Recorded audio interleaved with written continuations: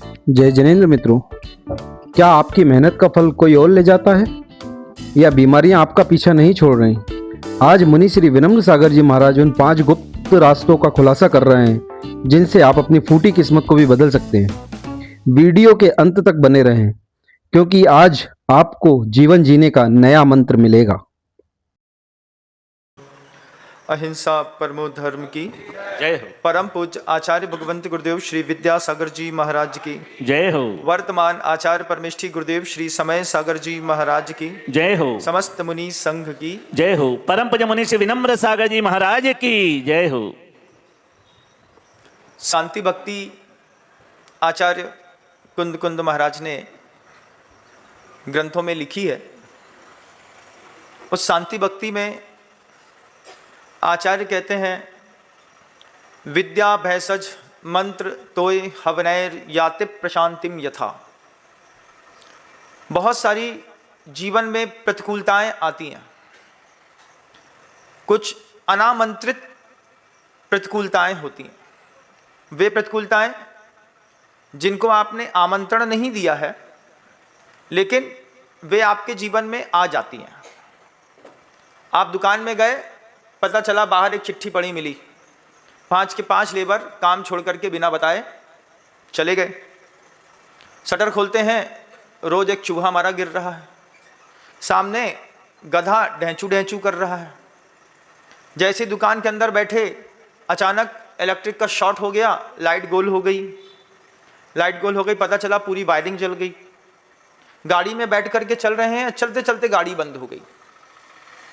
इसके बाद घर के अंदर जाकर के देखा, सुबह सब ठीक था, पता चला घर के अंदर अजीब सी महक आ रही है।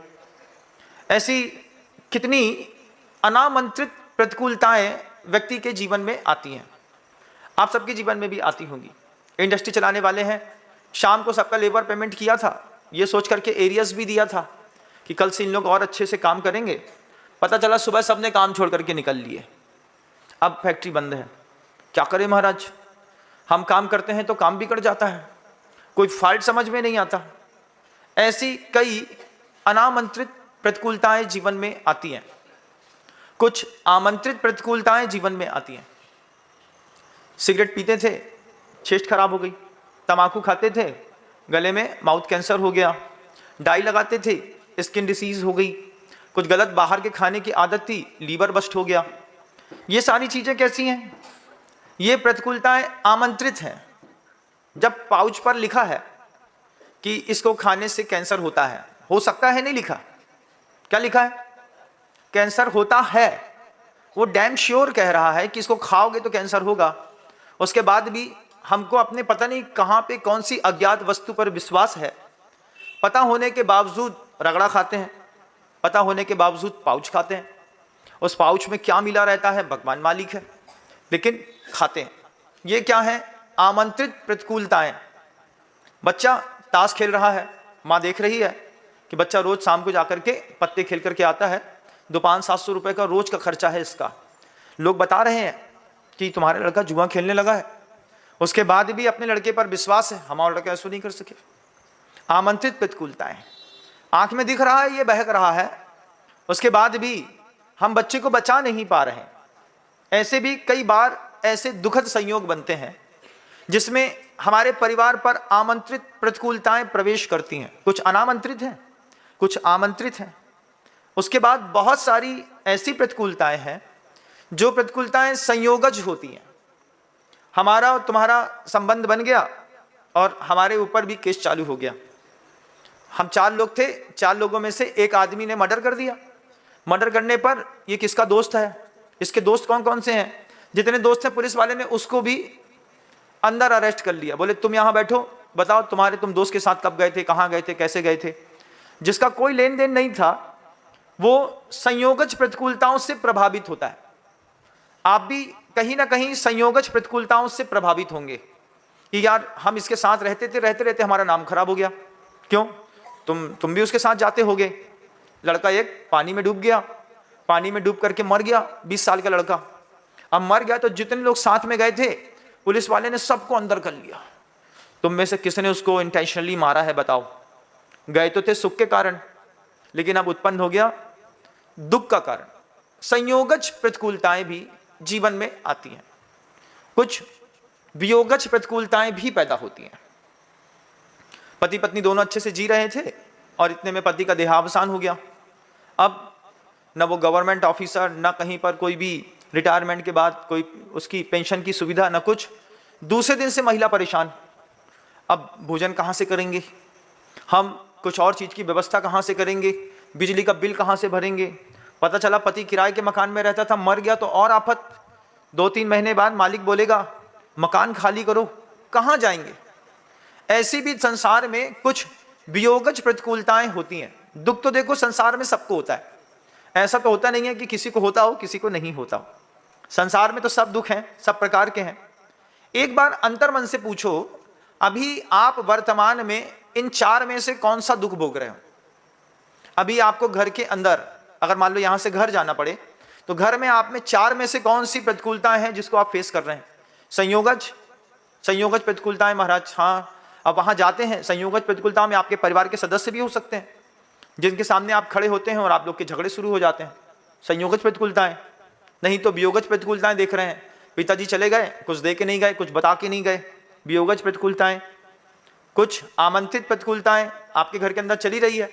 महिला रोज कहती है महाराज इनका गुटखा छुड़वा दो। क्यों? महिला को फोबिया है क्या? महिला पगलू हो गई है क्या? नहीं, महिला समझती है ये गुटखा खाते हैं, एक ना एक दिन कुछ गड़बड़ हो जाएगी, क्योंकि वो देखती रहती है फलाने चंद को कैंसर है, फलाने चंद को कैंसर है, इसको ये हो गया, इसके मुंह खुलना बंद हो गए, इसकी आंख खराब हो गई, इसका गला खराब हो गया, इसका टेस्ट बदल गया, लेकिन वो खाता है। तो इन 4 में से किसी ना किसी एक दुख से, किसी ना किसी एक प्रतिकूलता से आप भी सरवाइव कर रहे होंगे। जब तक घर में आया था तब तक लड़का ठीक था, अब चला जाएगा तो वियोगज प्रतिकूलता है। किस बात की? अरे वो चला गया, अब क्या करें हम। सोच विचार का खेल। तो जो ये विभिन्न प्रकार की प्रतिकूलताएं होती हैं जीवन में, सबके आती हैं, क्योंकि संसार में है तो आएगी, ये तो तय है। इसके मिटाने के लिए आचार्यों ने 5 कारण दिए। विद्या भैसज मंत्र तोय हवनैर याति प्रशांतिम यथा। इनकी प्रशांति कर लीजिए। इनको शांत करने के लिए कुछ विशेष प्रकार के मंत्र के, जल के, हवन के, विद्या के और औषधि के प्रयोग होते हैं। अब आपने कभी आज तक तो नहीं किया होगा, ये बात तो बिल्कुल तय है। पूजा करने की भी अपनी कुछ विशेष पद्धतियां होती हैं। उन पद्धतियों में आप कल्पना करिए, आपको एक थाली द्रव्य से पूजा करनी है। सुबह पूजा करनी है आपको, एक थाली द्रव्य लगेगी। एक थाली द्रव्य आपके परिवार से आप खुद लेकर के आते हैं। आपने चांदी की थाली होगी आपकी एक थाली, उसमें आप रोज द्रव्य सजा लेते हैं, या फिर आपको मंदिर जी में सजी सजाई थाली मिलती है, उससे भी आप काम कर लेते हैं। इससे कुछ खास फर्क नहीं पड़ रहा महाराज। आपने कहा था महाराज जी कि गर्भ में संतान है, उसके उत्तम स्वास्थ्य के लिए पार्श्वनाथ भगवान की पूजा करो। कहा तो था, लेकिन पता था डॉक्टर बोल रहा है कि इसका सिर ही नहीं बना, अब एबॉर्ट कराना पड़ेगा। और 14 साल के बाद गर्भ में शिशु आया। अब महाराज जी इसके लिए क्या कर सकते हैं? कुछ और कर सकते हैं। कैसा? घर के अंदर 1 कटोरी चावल ले लिया। 1 कटोरी चावल लेकर के एक चावल का दाना उठाया और उसको पूजा के लिए तैयार किया। ओम ह्रीम जगत शांति कराय श्री शांतिनाथाय नमः सर्वपद्र शांतिम कुरु कुरु स्वाहा। एक दाना 1 कटोरे से उठा करके एक बार मंत्र बोला, एक दाने को मंत्रित किया, यहां पर दूसरे कटोरे में रख दिया, फिर रख दिया, फिर रख दिया, फिर रख दिया। ऐसे करते करते पूरे दिन भर में जब भी आपको एकांत मिला, ये काम आप दुकान में बैठ के भी कर सकते हैं। दुकान में बैठे हैं, जब तक कोई कस्टमर नहीं है, कोई बात नहीं है, आप मंदिर के लिए मंत्रित द्रव्य तैयार करिए। ओम ह्रीम जगत शांति कराय श्री शांतिनाथाय नमः सर्वभद्रो शांतिम कुरु कुरु स्वाहा। एक दाना इकट्ठा कर लिया। अब दिन भर में 1 कटोरा भी अगर आपने चावल का भर लिया, अब उसी चावल से, उसी वर्धमान मंत्र से पड़ी हुई लौंगों से, उसी प्रकार की बादाम से, चिटकों से पहले उसको घर के अंदर बैठ करके मंत्रित किया है। मंत्रित करने के बाद उतनी ही द्रव्य से भगवान की 2 पूजा करके, पार्श्वनाथ भगवान की, पंच परमेष्टि या 9 देवता की पूजा करके फिर आप लौटे हैं। इस उपक्रम को कुछ साधकों ने 9-9 माह किया है, किसी ने 6 माह किया है, किसी ने साधुओं से आज्ञा लेकर के 3 माह के प्रयोग किए हैं। और इस अनुष्ठान का इस मांत्रिक अनुष्ठान का उन्होंने अपने जीवन पर प्रभाव देखा है। आपने तो आज तक ऐसा नहीं किया होगा, ये बात तो बिल्कुल तय है। आपको तो पता भी नहीं है कि पूजा की द्रव्य चढ़ाने से पहले मंत्रित करी जाती है। महाराज हमको तो बस इतना ही पता था कि पुजारी लगा करके दे देता है और हम जाकर के स्वाहा स्वाहा करते हैं और चले आते हैं। हा विसर्जनीय धातु है, हा जो है वो विसर्जन करने के अर्थ में है। उसमें शब्द है स्वा, स्वाहा, अपना विसर्जन, अपनी वस्तु का विसर्जन। अपनी वस्तु के विसर्जन के साथ अगर हमारे जीवन में कुछ अनामंत्रित आमंत्रित संयोगज या वियोगज प्रतिकूलताएं हैं, उसके लिए साधक थोड़ी अवेयरनेस के साथ काम करता है। जिनका नित्य पुण्य चलता रहता है उनकी तो कोई बात नहीं, लेकिन जिनके पुण्य में थोड़ी बहुत ऊपर नीचे होती है, वे लोग इस तरीके के तंत्र के, मंत्र के, यंत्र के याज्ञिक अनुष्ठान करके और अपने जीवन में अपनी कर्म धारा की धारा को मोड़ने का प्रयास करते हैं। जब पता चलता है कि बिल्कुल भी अनुकूलता किसी चीज की नहीं बन रही, महाराज हमारे पति बहुत मेहनत करते हैं, बहुत मेहनत करने के बाद भी इनको आज तक कुछ नहीं मिला, हाँ सिलाई सुन्न, पैसा आता है चारों तरफ से, कहाँ चला जाता है पता नहीं चलता महाराज। तो फिर अगर आपको बोला जाए कि अगर आप इस विधि से प्रभु की पूजन लगातार 6 महीने करें, अब उसमें भी आप एक्सक्यूज ले लेते हैं। एक्सक्यूज क्या है? महाराज जी बाहर की तो छूट रहेगी ना। अब पहले मन क्या मांगता है, पहले से छूट मांगता है। ये ऐसा करिश्मा है, कोई भी संयम, इसमें तो कोई संयम वाली बात नहीं कह रहा हूं, इसमें ये तो नहीं कह रहा हूं कि तुमको बाहर के खाने का त्याग करना है। इसमें तो सिर्फ पूजन संबंधी सिर्फ अभी तो द्रव्य को मंत्रित करने की बात है। और वो मंत्र भी ऐसा नहीं कि एक ही मंत्र चलता है, कई बार नमोकार मंत्र किससे मंत्रित होकर के चावल को तैयार करके, द्रव्य को तैयार करके पूजन होती है।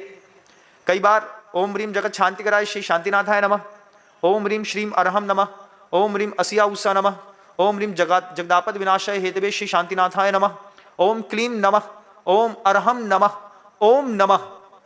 ऐसे छोटे से छोटे और बड़े से बड़े मंत्र का अपने अपने कर्म की स्थिति को जान करके कुछ लोग जब प्रयोग करते हैं तो उस मंत्र के प्रयोग से, क्योंकि आचार्य भगवंत कह रहे हैं कोई भी प्रतिकूलता है वो विद्या भैसज मंत्र तोय हवनैर याति प्रशांति यथा, इन 5 से उसकी शांति होती है।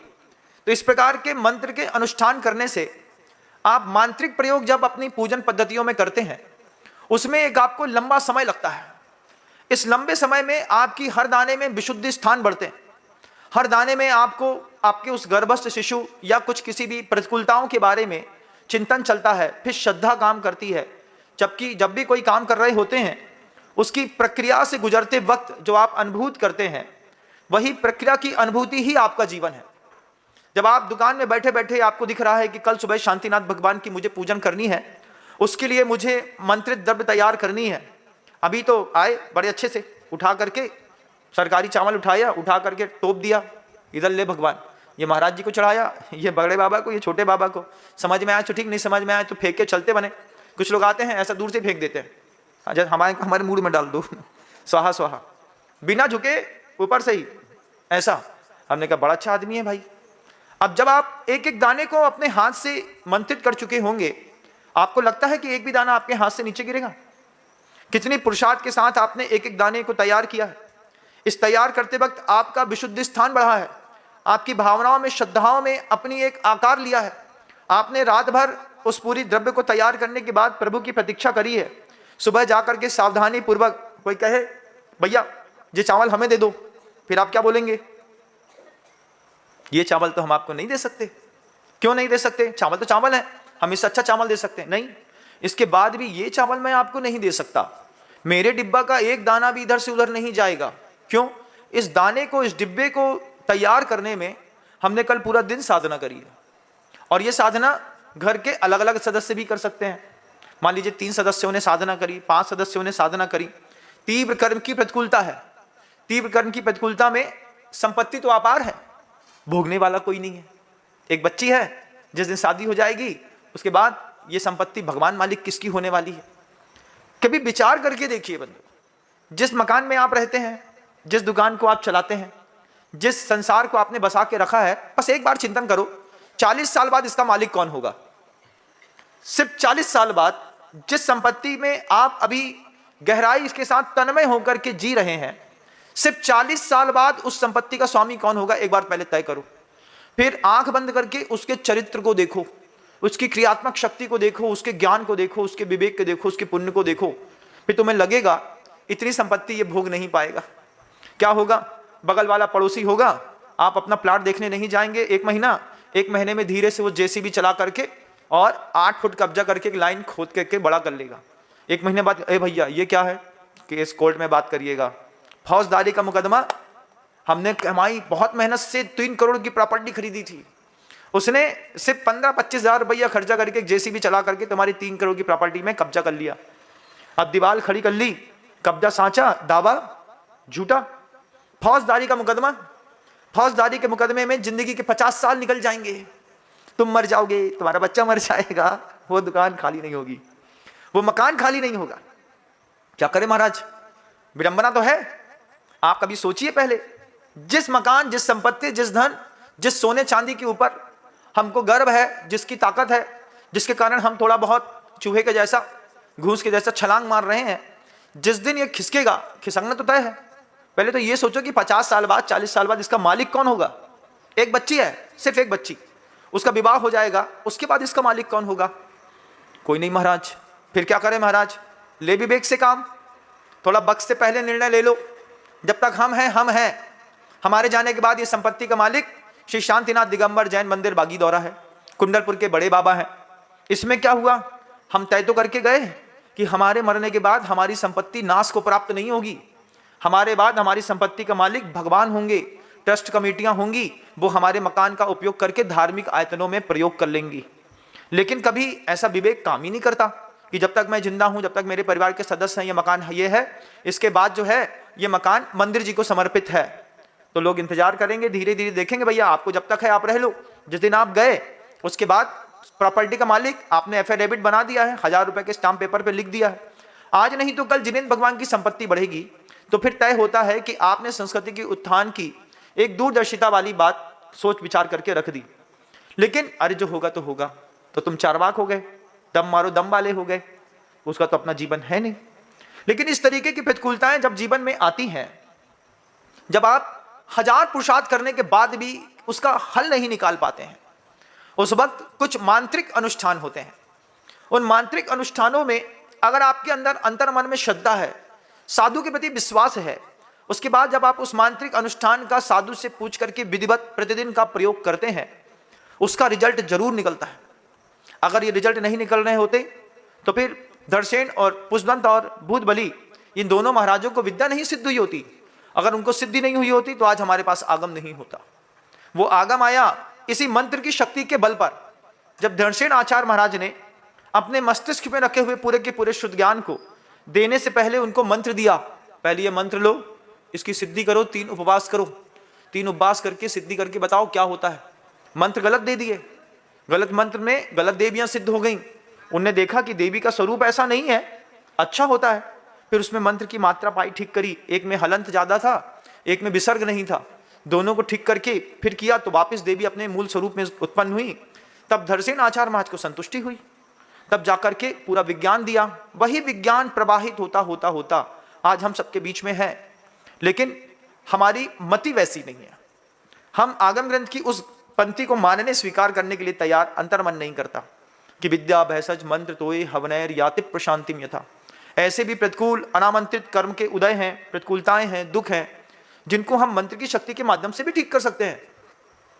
जबकि होता है, मैंने खुद देखा है, गुरुदेव जब तिलवारा घाट में थे और नवीन आचार्य महाराज समय सागर जी महाराज श्री जी को कुछ शारीरिक स्वास्थ्य संबंधी प्रतिकूलता हो गई थी। आचार्य जी ने अपनी दयाद्र भावना के साथ सिर्फ उनकी पीठ पर एक हाथ फेरा, नमो अरिहंताणम, नमो सिद्धाणम, नमो आयरियाणम, नमो वज्रायणम, नमो लोय सब साहुणम। ऐसा सिर्फ 9 बार हाथ फेरा गुरुदेव ने। जो तड़प रहे थे मछली के जैसे, वो चुपचाप बैठ गए, बोले अब आराम है मुझे। ये परंपरागत कुछ मिलता है मांगने पर, याचना करने पर, गुरुओं के पास जाकर के मांगना पड़ता है। आचार्यों ने लिखा है, बत्तीये जिन्मणानाम खियदि पुब्ब संचियम कम्मम आयरीय पसायेण। आचार्यों के प्रसाद से विद्या मंता या सिद्धंती। विद्या और मंत्र आचार्यों की जब तक कृपा नहीं होती तब तक सिद्धि को प्राप्त नहीं होते। हम किताब, जिस किताब से मैं आपको मंत्र बताऊं, उस किताब से आप खुद अपना मंत्र उठा करके देख लीजिए। जब तक उसमें मेरा आशीर्वाद और भावना नहीं होगी, जब तक उसमें बड़े बड़े गुरुओं का आशीर्वाद और भावना नहीं होगी, तब तक आपको उसकी सिद्धि नहीं हो सकती। मंत्र तो सब जैसे मैंने प्रवचन में बोल दिए, आपने सुन लिए, रिवर्स मारेंगे, एक बार और सुनेंगे, ये वाले मंत्र का प्रयोग कर लेता हूं, कुछ होना जाना नहीं है। होना जाना तो हम ही से है, क्योंकि जो जानता है उसी से तो होना है। होना जाना तो बड़े बड़े आचार्यों से है। गुरुदेव के साथ रहते रहते जीवन काल में आचार्य जी से एक मंत्र मांग लिया, आचार्य जी एक मंत्र दे दीजिए। बोले काहे के लिए? बोले बस सिर्फ संतुष्टि के लिए एक मंत्र दे दीजिए, जो आपका प्रसाद होगा मेरे लिए। तो आचार्य जी पहले तो बोलते रहे, सोचते हैं। फिर 3 दिन बाद गया, गुरुदेव एक मंत्र चाहिए है जिसको आप जिस विधि से बोलेंगे उससे हम फेरेंगे। आचार्य जी बोलते हैं, ऐसा चेहरा देख रहे थे गुरुद्वार, चेहरा देखते हुए गुरुदेव बोलते हैं, आज नहीं, कल गुरुवार है। फिर उनके मन के अंदर आ गया। फिर गुरुवार के दिन गुरुवर ने, मैं निकल रहा था तो बुला करके बोलते हैं, इधर तुम मंत्र मांग रहे थे ना? हमने कहा जी आचार्य। तो उन्होंने एक मंत्र दे दिया। बोला अच्छे से विधिवत, हाँ महाराज श्री। हमने कहा एक बार आप बोल दीजिए। तो उन्होंने अपने मुख से मंत्र बोला। उस बोलते हुए मंत्र को मैंने हाथ जोड़ करके अपने कर्णपुटों से सर्वांग से ग्रहण कर लिया। ग्रहणाए ग्रहणाए, मैं इस मंत्र को ग्रहण करता हूं। फिर उस मंत्र की शक्ति का कमाल जीवन में शुरू हो गया। दादू गुरु ज्ञान सागर जी महाराज जी ने मैं कुछ आचार्य को दिया था। जब देखो आचार्य उस मंत्र का प्रयोग करते रहते थे, आंख बंद करते, नमो अरिहंताणम नमो सिद्धाणम। ये क्या चलता था? कभी नमो सिद्धाणम अरिहंताणम ही चलता था, कभी पूरा महामंत्र बोलते थे। हमने कहा कुछ तो है। तो चाची हंस के, कुछ तो है, ऊपर से मिला है। आचार्य हंसते थे, बोलते ऊपर से मिला है, आपके दादा गुरु ने दिया है। हमने कहा हाँ आचार्य, उसी से हमारे पूरे अपने पूरे संघ की रक्षा होती है। हाँ मैंने भी दिया है इन लोगों को, ये भी मंत्र फेर रहे हैं। एक बार आपको याद है, गुरुवर ने नेमावर में मंत्र दिया था, ओम नमो सर्व सिद्धाय दानानम सर्व सिद्धि शांतिर भवतु स्वाहा, पूरी रख रख स्वाहा, है ना? कोरोना के टाइम पे दिया था। जिन लोगों ने पूरे मनोयोग से इसकी माला फेरी, उनके घर के अंदर किसी भी प्रकार की वियोगज प्रतिकूलताएं नहीं आई। लोगों ने जाकर के गुरुदेव से बोला, जिस दिन आपने मंत्र दिया था महाराज जी, उस दिन से लगातार माला फेरते रहे, घर में प्रत्येक सदस्य सुरक्षित रहा। लगता रहा ये वहां गए हैं, लौटेंगे कि नहीं लौटेंगे, लेकिन वो भी लौट करके खड़े हो गए। वो उनका एक करुणामयी संदेश था जो उन्होंने अपने सिंहासन पर बैठ करके ऐसे बुला करके कहा, सबको बोल दो इसकी माला फेरनी है। ये क्या है? मंत्रदान।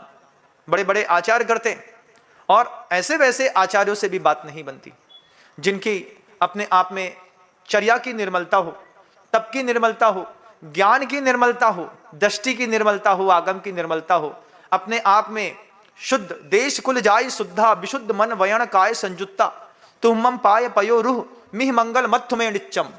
ये उन आचार्यों के गुण हैं, देश कुल जाति से जो शुद्ध है, विशुद्ध मन वयन काय संजुत्ता, मन से वचन से और काया से जो बिल्कुल शुद्ध है। तुम पाय पयो रूह मिह मंगल मत्थ में निच्चम। हे आचार्य परमेष्ठी, आपके दोनों पाद पंकजों की सेवा करूं, जिससे मिह मंगल में मत्थ में निच्चम, नित्य मेरा मंगल होवे। अपने मंगल की भावना के साथ भी साक्षात तप मुद्रा के प्रतिदिन दर्शन करते हैं, प्रतिदिन जाकर के उस मुद्रा को अर्घ चढ़ाते हैं। देश कुल जाय शुद्धा, विशुद्ध मन वयन काय संजुत्ता, तुम पाय पयो रूह। दोनों पाद पंकजों को मैं अपने अंतर मन से, अपनी आत्मा से नमस्कार करता हूं। भगवान आपकी जय हो। क्या है? कुछ तो ऐसा है जिसके कारण वो अपना निर्बाध जीवन जी लेते हैं। उनसे मांगना पड़ता है, मांग करके कोई चीज मिलती है। याचक बनना कठिन है, लेकिन याचक बनकर के आप जब बड़े बड़े ऋषि मुनियों से मांगते हैं, वे आपकी ताकत योग्यता पुण्य को देख करके देते जरूर हैं। गुरुवर ने दिया, मैंने स्वीकार किया, अहोभाग्य है कि मैं इस चीज को ले पाया। मैंने गुरुवर से कहा, आशीर्वाद दिया, खूब मुस्कुराए गुरुवर। फिर एक दिन मैंने कहा, बहुत समय निकलने के बाद, गुरुदेव मूलाचार में वो जो गाथा लिखी थी ना, जिसमें कहा था कि भत्तीये जिन्वराणम खी यदि पुब्ब संचयम कम्मम आयरी पसायेण विद्या मंता यसिद्धंती, उसकी टीका पढ़ते वक्त मुझे ऐसा लग रहा था कि आचार्यों के प्रसाद से ही विद्या और मंत्र की सिद्धि होती है, तो आचार्यों से मंत्र लेना चाहिए। फिर मैंने मंत्रदान की विधि देखी। मंत्रदान की विधि में है, आचार्य उचित नक्षत्र को देख करके खुद अपने शिष्य को मंत्रदान करेंगे बोल करके। नमोकार मंत्र की माला के नियम भी लिए ना, तो उसमें भी लेते वक्त पूछ लेना पड़ता है, महाराज जी एक बार आप बोल दीजिए। मैंने एक बार बोल दिया, नमो रिंदाणम नमो सिद्धाणम नमो आर्याणम नमो वज्जाणम नमो सब सावणम, खड़े होकर के उसको स्वीकार कर लिया, हाँ इसको मैं स्वीकार करता हूं। अब वो एक स्मृति में छप गई बात, वो छपी हुई स्मृति की बात से जब आपने मंत्र की आराधना शुरू करी, अनामंत्रित जितनी भी प्रतिकूलताएं हैं ये चुपचाप कहीं बाहर जाकर के खड़ी हो जाती। कुछ लोग आप ऐसे दिखेंगे महाराज, जिसमें हाथ डालें सोना ही सोना है, किसी में भी हाथ डालेंगे ये सोना ही निकालते हैं। उन्होंने इस भाव में भले साधना नहीं करी हो, लेकिन पूर्व भाव का सातिशय पुण्य लेकर के आए हैं। कुछ सातिशय पुण्य होता है, कुछ सामान्य पुण्य होता है। तो संसार की समृद्धि को बढ़ाने वाला जितना भी पुण्य है, इसको कभी सातिशय पुण्य नहीं कहते, इसको सामान्य पुण्य कहते हैं। उस सामान्य पुण्य के धारी को पत्नी अच्छी मिल जाएगी, रुपया पैसा चांदी सोना जवाहरात सब अच्छा मिल जाएगा, लेकिन अंतरंग में इस तरीके की 4 में से एक प्रतिकूलता या दुख का उदय लगातार बना रहेगा। महाराज है तो सब, लेकिन संतुष्टि नहीं है। किस बात की संतुष्टि नहीं है?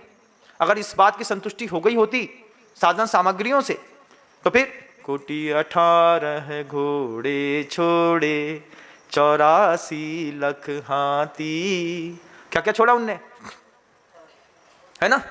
क्यों? उसके पास 18 करोड़ घोड़े हैं, 84 लाख हाथी हैं, इत्यादि संपत्ति बहुतेरी जीर्ण तृणसम त्यागी। कौन? वज्रनाभि निर्ग्रंथ। उन्होंने इस पूरी की पूरी संपत्ति को जीर्ण तृणसम त्यागी, जीरा ने समझ के नहीं छोड़ा। जीरा के ऊपर एक डंठल लगी है, उस डंठल को समझिए, कभी देखी है डंठल जीरा के ऊपर की? अभी तो मशीन कटाता है, लेकिन जीरा की जो डंठल होती है ना, जीर्ण तृणसम त्यागी, हटाओ इसको, किसी काम की नहीं है। और हम उसी को यौदे, यौदे का मतलब आने दे, ये कर्नाटक का शब्द है। गुरुदेव बोलते थे, वो ट्रक वाले होते थे ना, तो वो जब ट्रक को बैक लगाना होता है तो बार यौदे यौदे यौदे यौदे, आने दो आने दो आने दो, तो वो यौदे। तो हमारे पास संपत्ति जितनी भी है उतनी उसको अंदर आने दो। लेकिन आपके आइडियल पर्सन जो है, गृहस्थों का आइडियल पर्सन चक्रवर्ती, वो क्या कहते हैं? जीर्ण तृणसम त्यागी। बेकार है।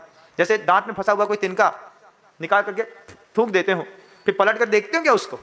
नहीं देखते, गिरा सो गिरा।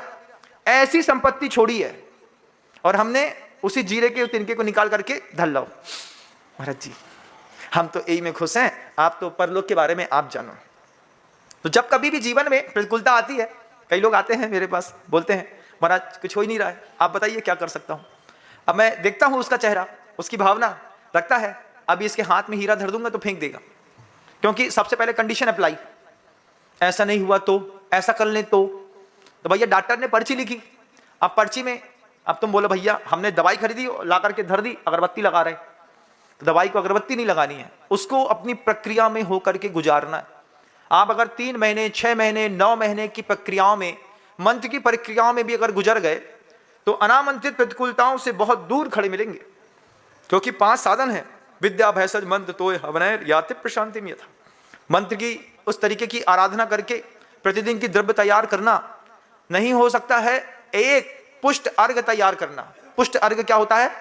एक मुट्ठी चावल ले लीजिए, एक मुट्ठी चावल को एक प्लेट में रख लीजिए, उस प्लेट के एक एक चावल को मंत्रित कर लीजिए और उतने से भगवान का अर्घ चढ़ा करके और चले आइए।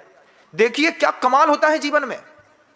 दुनिया में रास्ते दिखाना मेरा काम है, ना भटकाना काम है, ना झूठ बोलना काम है, ना फ्लर्टिंग, क्योंकि यथार्थ को बोलने के लिए ही तो इतना सारा रखा है, घुमाना किस बात के लिए।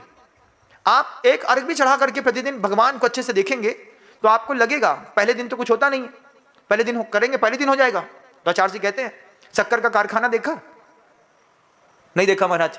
शक्कर की मशीन देखना कभी? गुरुजी कहते हैं शक्कर की मशीन में यहां से 1 ड्रम गन्ने का रस डाला, 2 ड्रम गन्ने का रस डाला, 3 ड्रम गन्ने का रस डाला, 4 ड्रम गन्ने का रस डाला। अब वहां 50 मीटर दूर जाकर के खड़ा होकर के देख रहा है, शक्कर अब आई अब आई अब आई अब आई, शक्कर ही नहीं आ रही। क्यों? हमने 4 ड्रम गन्ने का रस डाल दिया महाराज शक्कर की मशीन में, लेकिन एक दाना शक्कर नहीं आई। 5वें ड्रम को डाला, तब पहला ड्रम जो शक्कर की मशीन में प्रोसेसिंग में था, उस प्रोसेसिंग की शक्कर में थोड़ी सी शक्कर का दाना छन छना करके हाथ में गिर गया। आदमी खुश, आई आई आई आई आई, बहुत अच्छी आ गई, बहुत अच्छी बात। अब क्या है?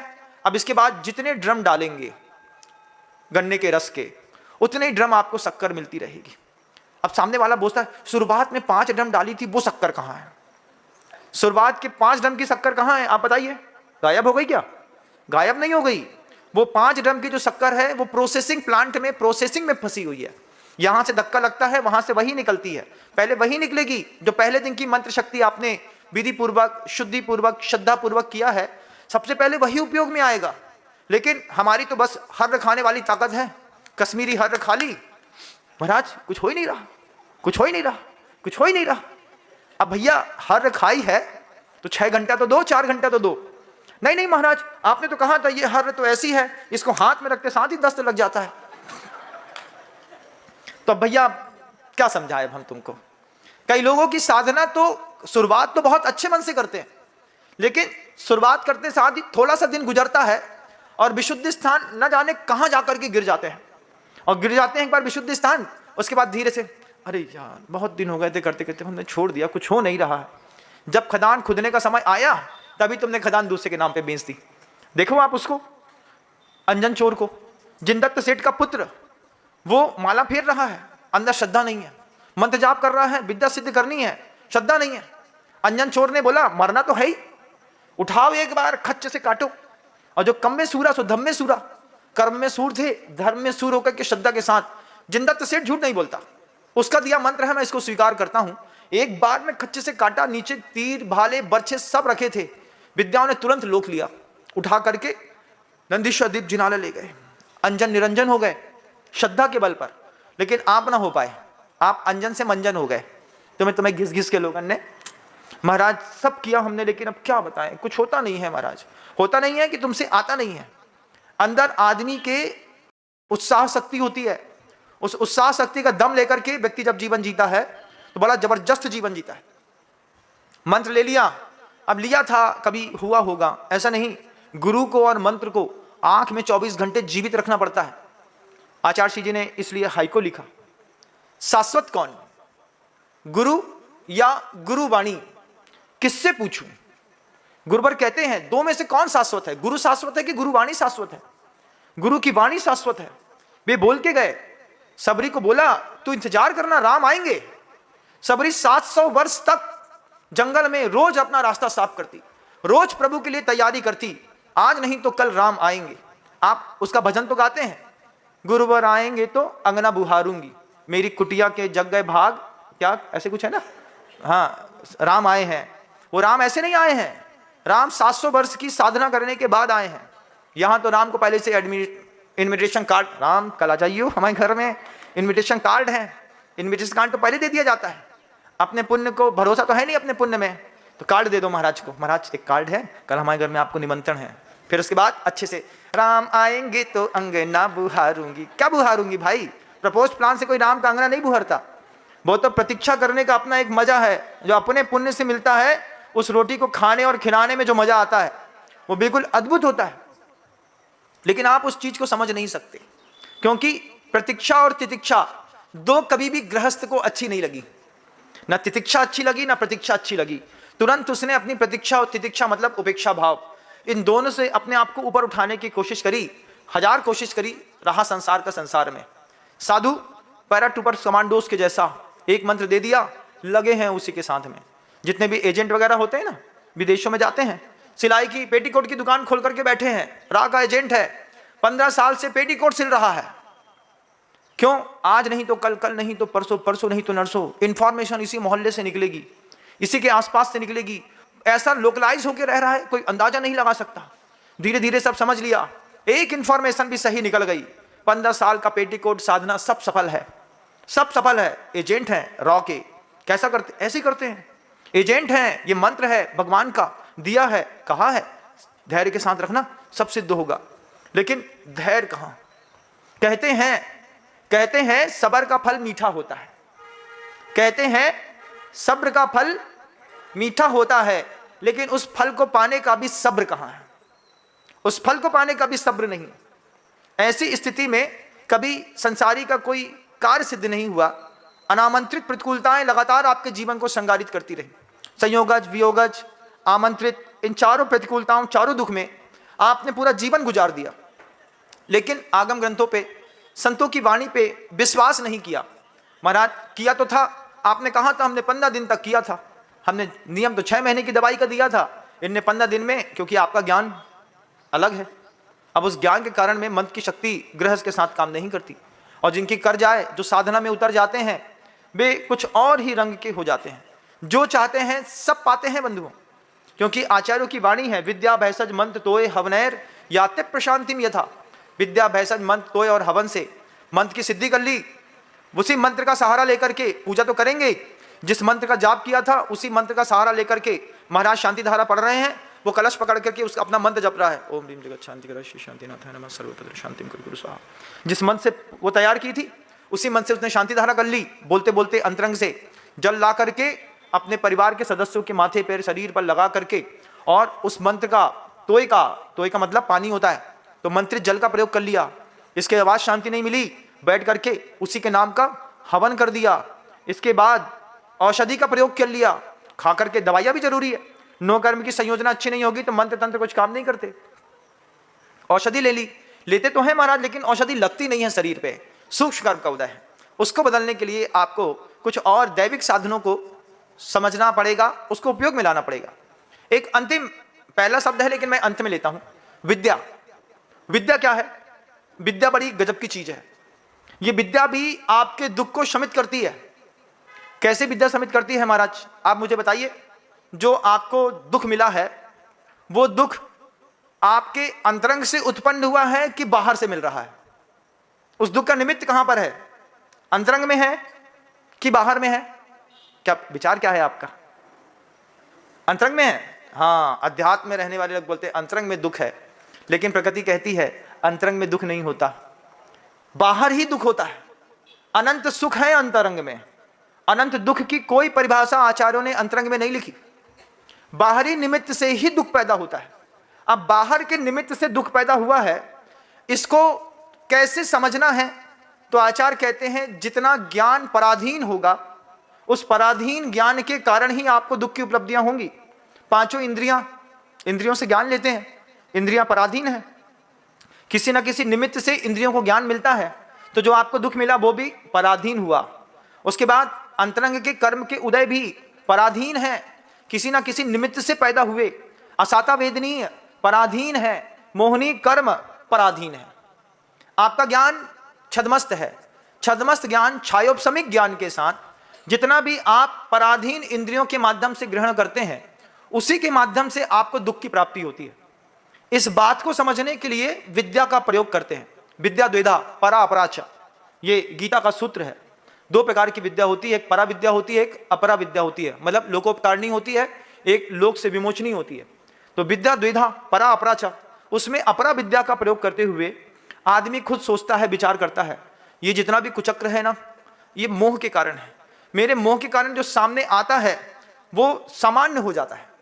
आपके मोह की स्थिति है, जब तक शोरूम में रखी हुई शर्ट दिख रही थी तब तक तो आपको वो चाहिए वो चाहिए वो चाहिए।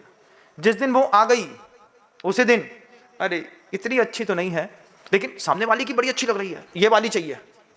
ये क्या है? हमारे घर में कुछ है ही नहीं, हम जितना भी अच्छा ले आए लेकिन पड़ोसी के घर ही बहुत अच्छा लगता है कि नहीं? सब अच्छी चीजें पड़ोसी के घर में है, हमारे घर में क्या है महाराज?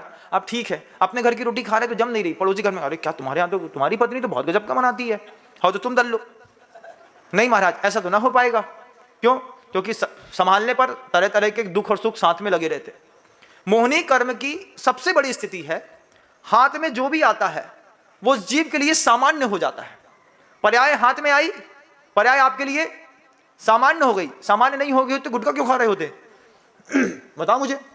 अगर पर्याय को तुमने सामान्य नहीं समझा होता, पर्याय को तुमने क्षुद्र नहीं समझा होता तो तुम पर्याय का दुरुपयोग ही नहीं करते। लेकिन पर्याय का दुरुपयोग कर रहा है आदमी, मस्के पड़ा है, पुच पुच पुच पुच। क्यों? पर्याय की कीमत ही नहीं पता महाराज। जिनको कीमत पता है पर्याय की, जिनको कीमत पता है दिन की, घंटे की, मिनट की, लगातार लगे रहते हैं और इसमें क्या अच्छा कर सकता हूं, तो अपने मोहनी कर्म के ऊपर जो काम करते हैं उसको आचार्यों ने कहा कि अपनी विद्या के ऊपर काम करते हैं। इस मोहनी कर्म के कारण भी कई साइकोसोमेटिक डिसीज होती हैं। कोई चीज होती नहीं है, आपको बार बार लगती है। जैसे बच्चे के मन के अंदर एक बार फोबिया डाल दो, अंधेरे में भूत है, उसके बाद बच्चा क्या करता है? अंधेरे में जाने से डरने लगता है। और आज भी वही स्थिति है। बचपन में एक बार अगर माँ ने, पापा ने, बुआ ने सिखा दिया, जा जा कमरा बंद है, अंधेरा है ना, उसमें भूत है, पकड़ेगा तो समझ में आ जाएगी, डराने के चक्कर में डरा तो दिया। आज भी अगर खाली घर में अंधेरे कमरे में तुमको कहे कि एक बार पूरा घर घूम कर के आओ, रात को 12 बजे लाइट गोल है, तो क्या करेगा? यहाँ से ऐसी आवाज आती कि नहीं आती? हे भगवान, अपना ही घर हम ही ने ताला लगाया, हम ही ने बत्ती गुल करी, उसके बाद हम ही खोल रहे, तो अंदर से तो पहले दरवाजे खोलने से पहले खटखटा देते हैं। हाँ, कौन है? आ रहे हैं। ये क्या है? आवाज क्यों कर रहा है भाई? तेरा घर है, लाइट बस तो गोल है। लेकिन मोहनी कर्म जो है बंद कमरे में भी जाने की परमिशन नहीं देता। इसलिए रात में सोते वक्त सारे दरवाजे को प्रॉपर चेक करके सोते। तुमको पता है कहीं से कोई हमारे घर के अंदर घुस नहीं सकता। उसके बाद भी